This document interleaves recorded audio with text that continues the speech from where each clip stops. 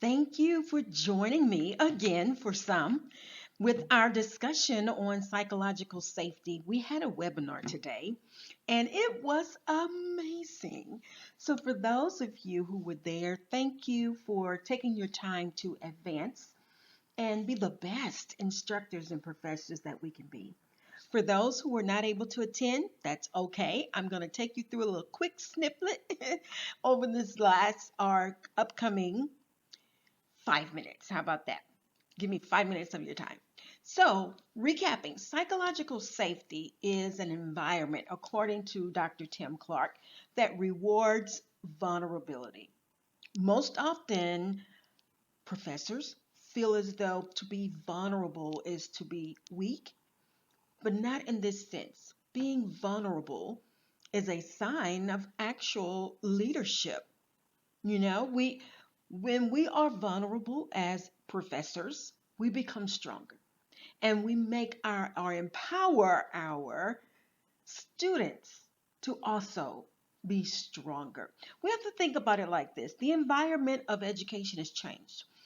We have moved beyond the brick and the mortar to now we're in the online flexible classroom. For some, it could be because of the pandemic. For others, it's just life has happened and they need the flexibility. So, as professors, as leaders, we are to empower our students even in an online environment.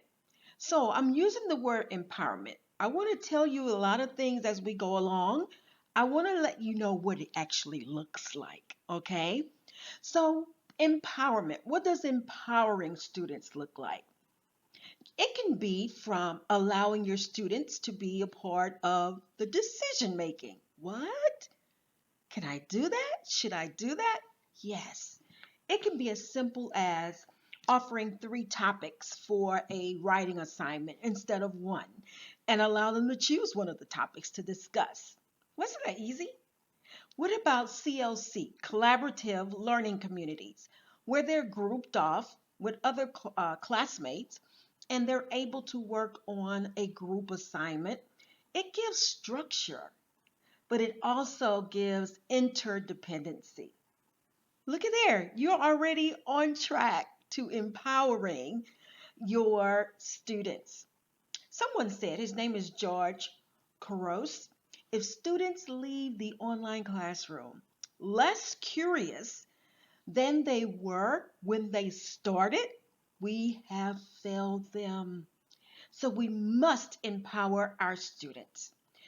Now, this is going to be something that goes against the grain when I'm telling you this. What does empowerment look like? It looks like disagreement. It looks like opposition. It looks like challenges.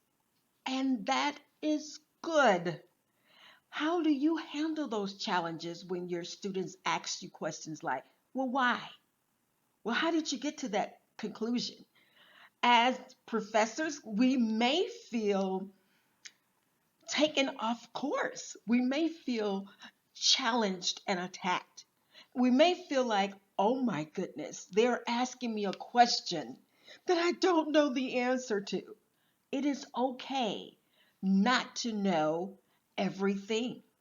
In fact, to empower your students, what does that look like?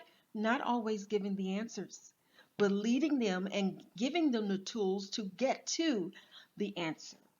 What else does empowerment look like?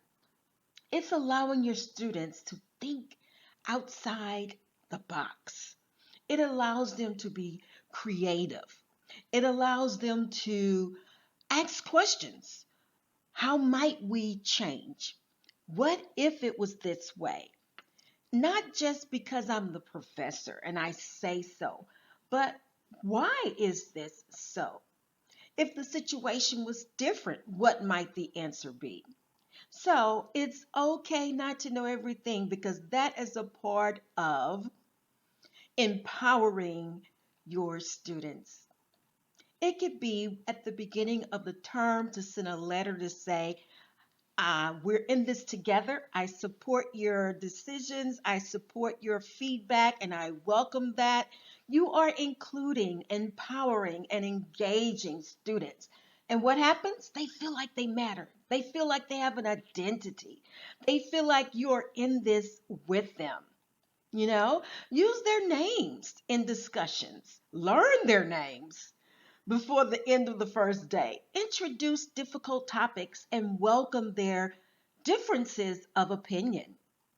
Provide feedback to them that incorporates areas of their lives, their career, and their education, and the applicability into their lives.